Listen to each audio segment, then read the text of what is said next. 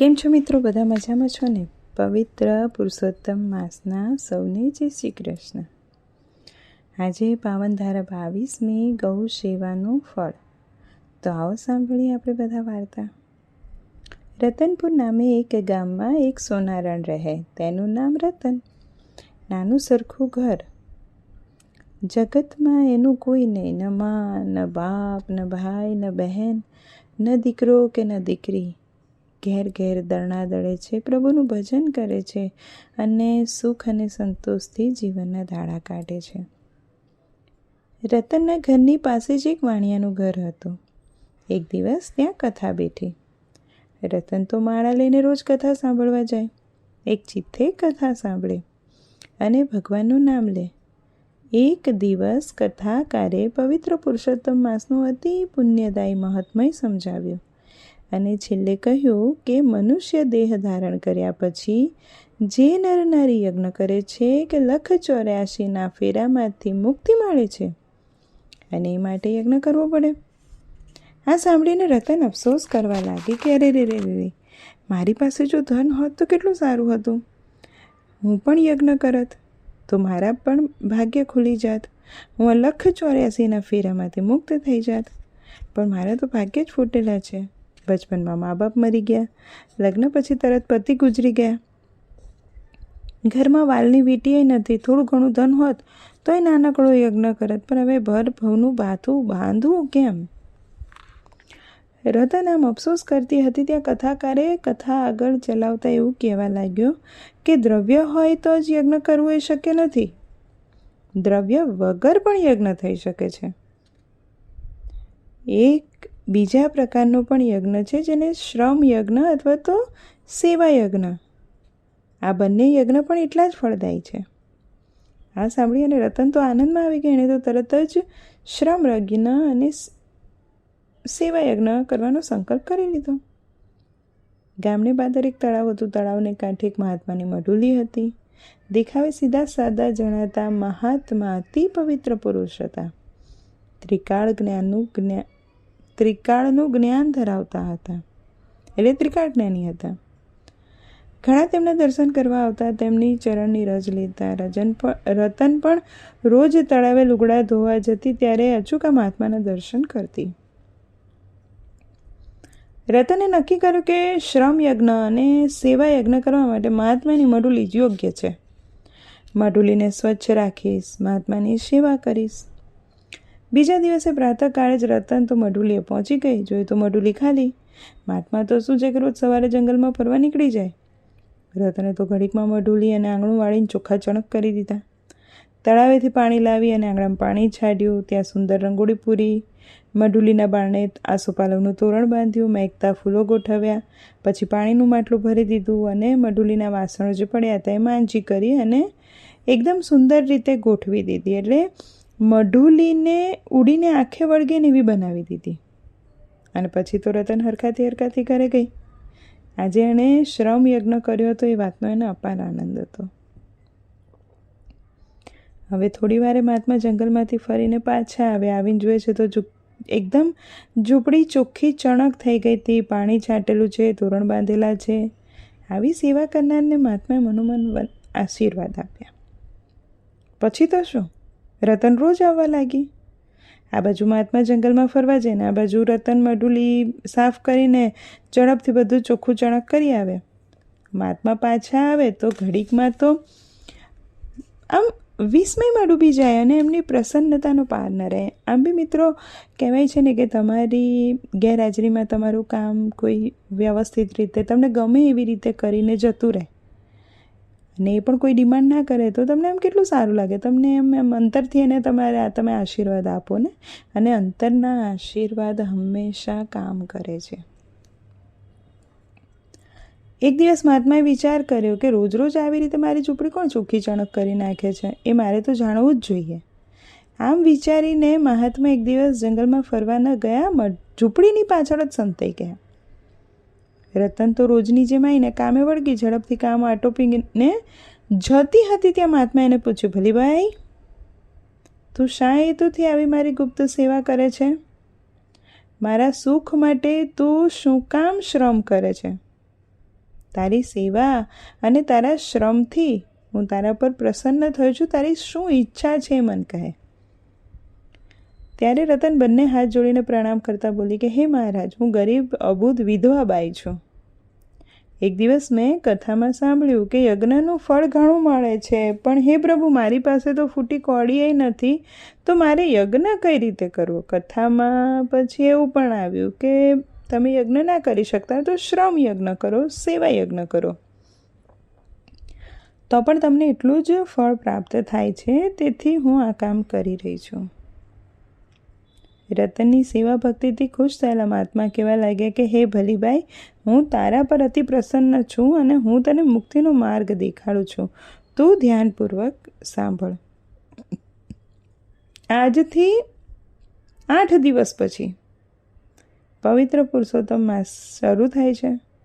તું રોજે સવારે નદીમાં સ્નાન કર, કાંઠાગોરની વાર્તા સાંભળજે, આખો મહિનો ઉપવાસ કરજે, ન બને તો ધારણાપારણા કરજે. આખો મહિનો ગાય માતાની સેવા અને પૂજા કરજે. જો તું પૂર્ણ શ્રદ્ધાથી વ્રત કરીશ, શુદ્ધ હૃદયે ગાયની સેવા પૂજા કરીશ, તો તને 30 અશ્વમેઘ યજ્ઞનું ફળ પ્રાપ્ત થશે. પુરુષોત્તમ વ્રત કરનાર જો ગાયની સેવા પૂજા કરે તો એને 1 દિવસનું 1 અશ્વમેઘ યજ્ઞ જેટલું ફળ મળે. અશ્વમેઘ યજ્ઞ ભગવાન રામે કર્યો હતો, જેમાં સીતાજીની સુવર્ણ પ્રતિમા મૂકી હતી અને જે અશ્વ હોય ને એને ખુલ્લા મૂકી દે, રાજ્ય ફરતો જાય, કોઈ તેને રોકે નહીં. જો એને લડાઈ કરવાની ઈચ્છા હોય તો જ એને રોકી શકે. અને ખૂબ મોટું યજ્ઞ, મહાપુણ્ય, મહાપાવક એ યજ્ઞ છે. તો એ યજ્ઞ કર્યા જેટલું પુણ્ય મળે. રતન તો રાજી થઈને ઘરે આવી ગયા. 8 દિવસ પછી અધિક માસ આવ્યો. રતને તો વ્રત આદર્યા. પૂર્ણ શ્રદ્ધાથી નિષ્કામ ભાવે વ્રત કરવા માંડ્યું. પ્રાતઃકાળે ઉઠી અને નદીએ નાહવા જાય છે, કાંઠાગોરની વાર્તા સાંભળે છે, ગાયની સેવા પૂજા કરે છે, વગડામાંથી કૂણું ઘાસ લાવે, પછી દાણાપારણા કરે. આમ આખો દિવસ ભગવાન પુરુષોત્તમ પ્રભુને યાદ કરીને દિવસો વિતાવે છે. આમ કરતાં પુરુષોત્તમ માસ પૂર્ણ થયો. રતનને તો યથાશક્તિ દાન દક્ષિણા આપીને વ્રતનું ઉજવણું કર્યું. પછી વિચાર કરવા લાગ્યા, મનુષ્ય માત્ર છે અને મનુષ્યને વિચાર આવે કે મને ખબર કેવી રીતે પડશે કે મને 30 અશ્વમેઘ યજ્ઞનું ફળ મળ્યું છે? એની ખાતરી શું? આપણને ચેક કરવાનું થાય ને કે આપણામાં બેલેન્સ વધ્યું. એમ બી તમારા ખાતામાં કોઈ પૈસા નાખે અને જ્યાં સુધી તમારી પર મેસેજ ના આવે ત્યાં સુધી તમને આમ એવું થાય કે યાર પૈસા આવ્યા કે નહીં. મેસેજ આવે ત્યારે હાશ થાય. ત્યાર તો હવે આવું કંઈ હતું નહીં અને આ તો 30 અશ્વમેઘ યજ્ઞનું ફળ. ક્યાં બેલેન્સ થાય? તો ઉપરવાળાના ચોપડામાં થાય ને. ખાતરી શું? મળ્યું કે નથી મળ્યું? તો પ્રભુ ભક્તોને બહુ નજીકથી જાણે છે, સાંભળે છે. તો ભગવાનને ખબર પડે કે આને ખાતરી કરાવી છે. ખાતરી તો કરાવવી પડશે ને. હવે બન્યું એવું કે એ ગામના રાજાના કુંવરને ગરમીનો રોગ થયો હતો. કુંવર જુઓ તો દેવના ચક્કર જેવો, દુશ્મનની છાતી ફાટી પડે એવો, પણ આખા શરીરે એવી તો બળતરા ઉઠી કે આખો દિવસ કણસતો રહે. અંગે અંગ કાળી લાય લાગી, દાહનો પાર નહીં. રાજાએ તો દેશ પરદેશથી વૈદો તેડાવ્યા, મોટા મોટા હકીમ બોલાવ્યા, જોગ જતીને બોલાવ્યા, ભૂવા ભરાડીને બોલાવ્યા, દોરા ધાગા કર્યા, પીર ફકીર બોલાવ્યા, તાવીજ મંત્રાવ્યા, ઘણા અખતરા કર્યા, પણ કુંવરનો દાહ ન મટ્યો તે ન જ મટ્યો. બળતરા જરાય ઓછી ના થઈ. હવે એક દિવસ એક હિમાલયવાસી સિદ્ધ પુરુષ રાજાના મહેલે આવ્યા. રાજાએ માનપાન આપીને સરભરા કરી, પછી કુંવરની પીડાની વાત કરી. સિદ્ધે કુંવરનું કપાળ જોયું, કપાળની રેખા જોઈને પછી રાજાને કહેવા લાગ્યો, એ રાજા, તારા પુત્રને પૂર્વ ભવના પાપને કારણે દાહ પીડા થઈ રહી છે. એ ભોગવી રહ્યો છે પૂર્વજન્મના કર્મ. જગતમાં એની કોઈ દવા નથી અને જગતની કોઈ દવાથી એનું તો સારું થવાનું જ નથી. કોઈ મંત્ર કારગિલ નહીં નીકળે. કશું તું ગમે તે કરી લે, ભૂત ભૂવા દોરા ધાગા આ છે તે છે, કંઈ જ નહીં થાય. એટલે રાજા કહે છે કે કંઈક તો રસ્તો આપો. એટલે એ જોગી કહે છે કે જો કોઈ પુણ્યશાળી વ્યક્તિ એને 5 અશ્વમેઘ યજ્ઞનું ફળ આપે ને તો આ કુંવરની બળતરા મટી જાય. સીધે તો રસ્તો બતાડી અને ચાલતા થયા. હવે રાજાએ તત્કાળ પ્રધાનને બોલાવીને આદેશ આપ્યો કે આખા રાજ્યમાં તપાસ કરો કે કોઈએ 5 અશ્વમેઘ યજ્ઞ કર્યા હોય તો મારી પાસે લઈ આવો. પ્રધાને તો તરત માણસોને દોડાયા, પણ કામ આકાશના તારા તોડવા સમાન હતું. ચક્રવર્તી રાજા, જે ચક્રવર્તી રાજા એટલે પૂરા ખંડનો રાજા હોય ને, એ માંડ એકાદ અશ્વમેઘ યજ્ઞ કરી શકે એટલી એની હિંમત હોય એમ. હવે ત્યાં 5 અશ્વમેઘ યજ્ઞ કર્યા એવો માણસ શોધવો ક્યાંથી? સેવકો તો વિલા મોઢે પાછા આવીને કહેવા લાગ્યા કે મહારાજ, આખું રાજ ફરી વળ્યા પણ અશ્વમેઘ યજ્ઞ કર્યો હોય કે કરાવ્યો હોય એવું કોઈ મળ્યું નથી. આ કામ તો મૃગજળની પાછળ દોડવા સમાન છે. મૃગજળની માહિતી તો તમને લોકોને હશે જ, એટલે હવે એના વિશે વિશેષ કહેતી નથી કશું. ના ખબર હોય તો કોમેન્ટ કરજો અથવા પર્સનલ મેસેજ કરજો, સમજાવીશ. આ સાંભળીને રાજા તો નિરાશ થઈ ગયા અને આમ નિરાશાની ગર્તામાં ડૂબીને આ વિલાપ કરવા માંડ્યા કે અરે રે, મારો દેવના ચક્કર જેવો દીકરો બળતરામાં બળ્યા કરે છે અને હું કાંઈ કરી શકતો નથી. થવું છે મારા જીવતર ઉપર.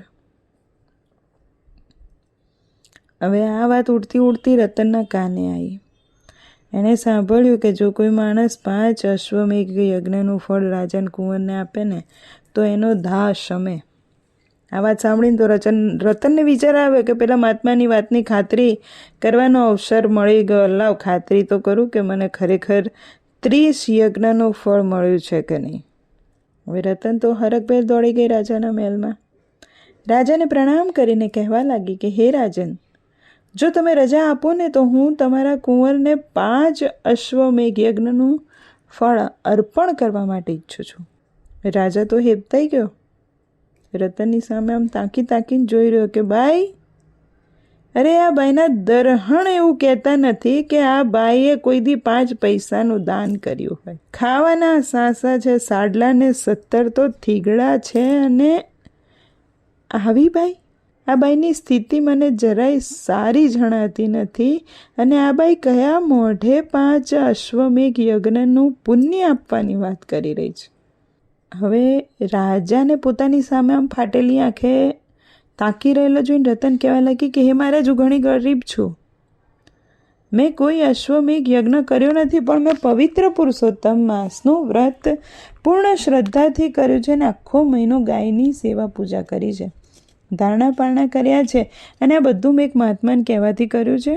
અને મહાત્માએ મને કીધું હતું કે આ વ્રત કરીએ અને ગૌ સેવા કરીએ તો 1 દિવસનું ફળ 1 અશ્વમેઘ યજ્ઞનું ફળ હોય ને એટલું મળે છે. હવે રાજાને એમ થયું કે આટલા તો ઉપાય કર્યા, ચલો એક વધારામાં બગડવાનું તો કંઈ હતું નહીં. જે હશે તે હમણાં ખબર પડશે. ડૂબદાન તણખલાનો સહારો મળે તો એ ઘણું. એટલે રાજાએ તો હા પાડી.